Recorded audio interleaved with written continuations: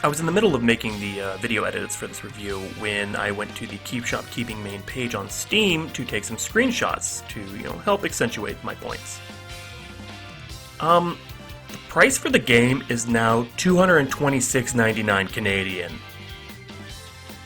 What the fuck? I can't. This is the gift that keeps on giving.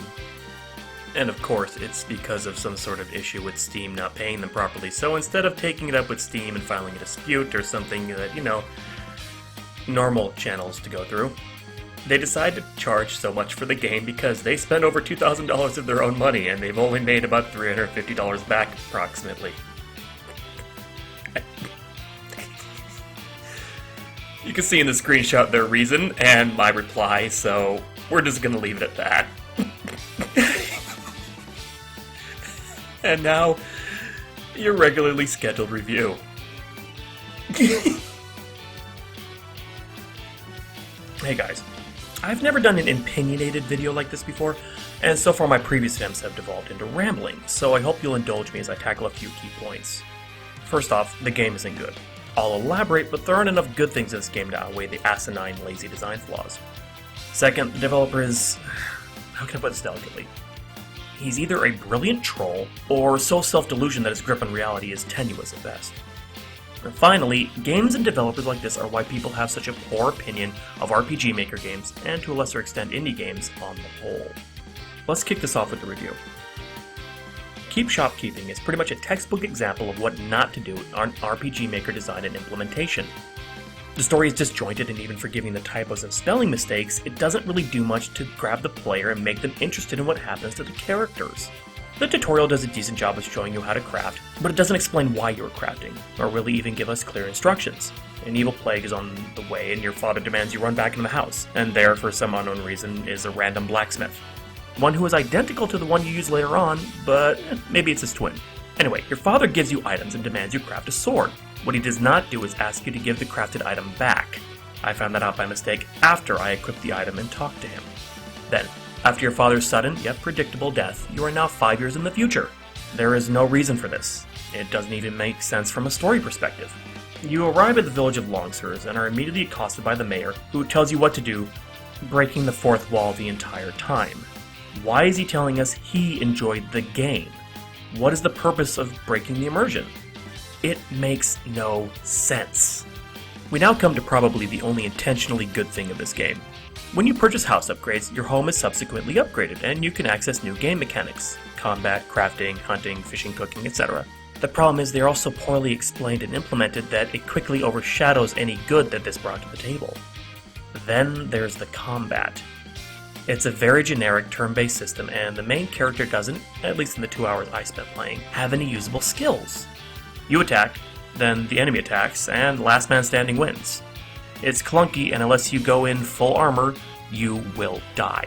And even then, it's still kind of a 50-50 chance. If you miss an attack, and they don't when you're wearing only the intro armor and weapon, you will die. And at that point, it's a full game over, so I hope you saved.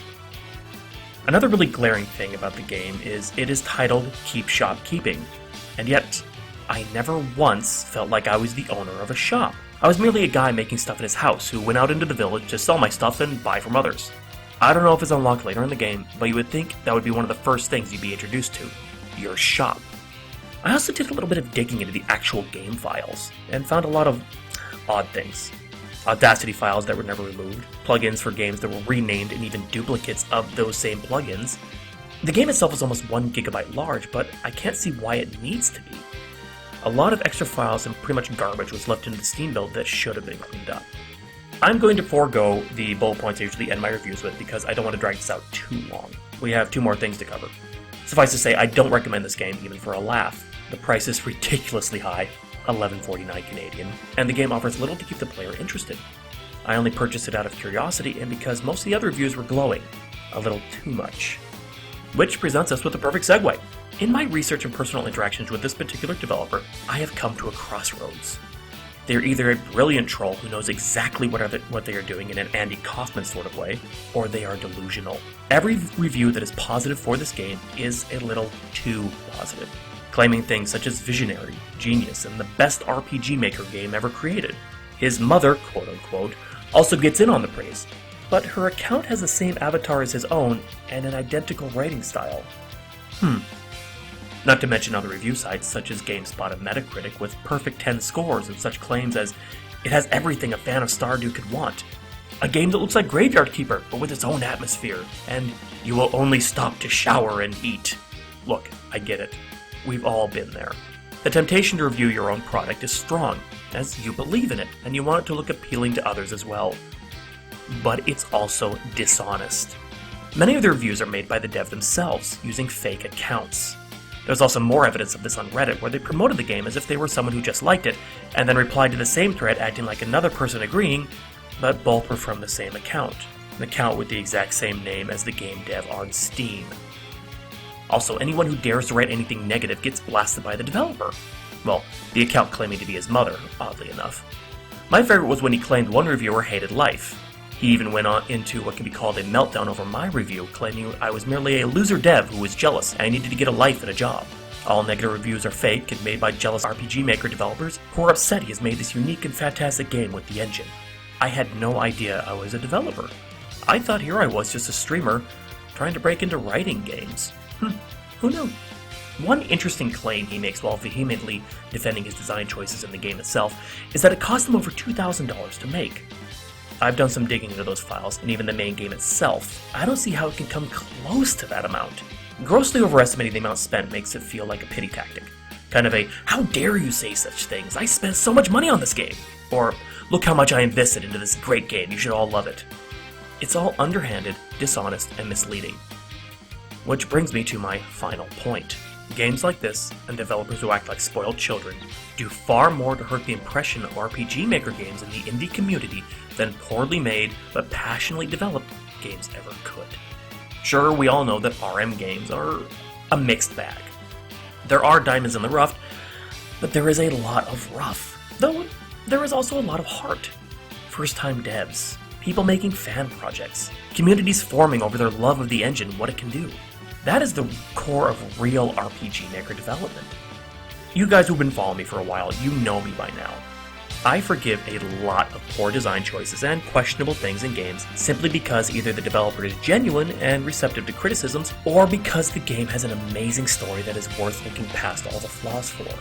But this? You want to know why I'm so fired up about all of this? At first it was kind of funny how the dev was carrying on with the reviews and whatnot, and his little meltdowns. But then I realized something. This is how people tend to perceive indie devs. Not just RPG Maker devs, but any indie dev. That arrogant, "I'm right and you're wrong," or "you just don't understand my genius" mentality. There's a fine line between defending a project and being defensive.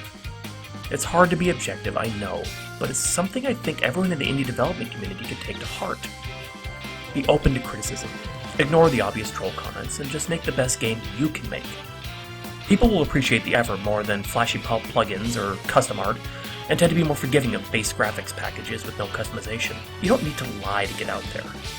Believe in yourself and the project, and hopefully, eventually, you will get the recognition you deserve. Otherwise, you just wallow in infamy. And have your mother come to your defense. I'm HawkZombie. Thanks for listening.